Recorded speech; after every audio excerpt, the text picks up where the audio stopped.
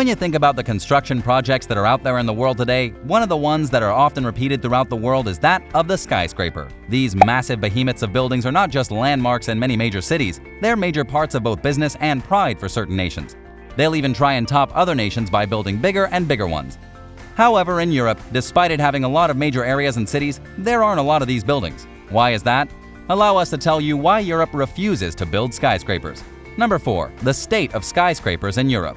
Despite being one of the most developed, densely populated, and economically prosperous continents, Europe has surprisingly few skyscrapers, particularly when compared to Asia and North America.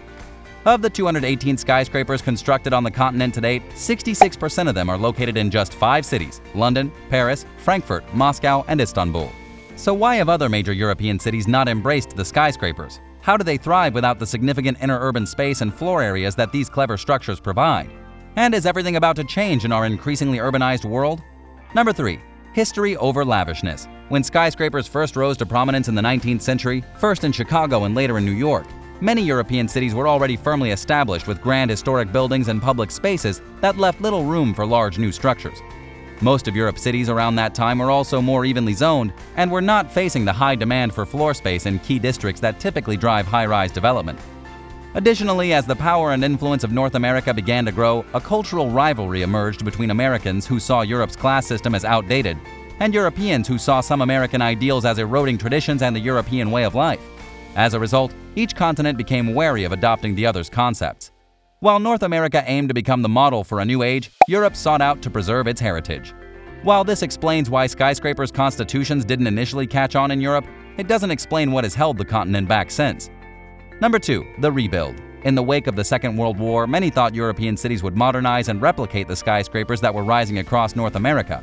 However, in Western Europe, where many cities lost landmark and historic structures, an overwhelming desire to restore what had been destroyed took hold. In addition, the lower population of Europe at that time meant that the demand for floor area that principally drives skyscraper construction wasn't there. As a result, modest structures replaced buildings that could not be saved or restored. Meanwhile, in Eastern Europe, the expanding Soviet Union's rebuild effort consisted largely of mid-rise repetitive structures that sought to rehouse much of the population. It was during this time that Europe saw its first skyscrapers begin to rise, not in response to growth and prosperity, but in an effort by the Soviets to indicate their power and influence. Number 1. New century, new beliefs. By the start of the 21st century, attitudes around tall buildings were softening across the continent as architectural trends moved away from box-like structures toward more unique designs and as the world became increasingly globalized.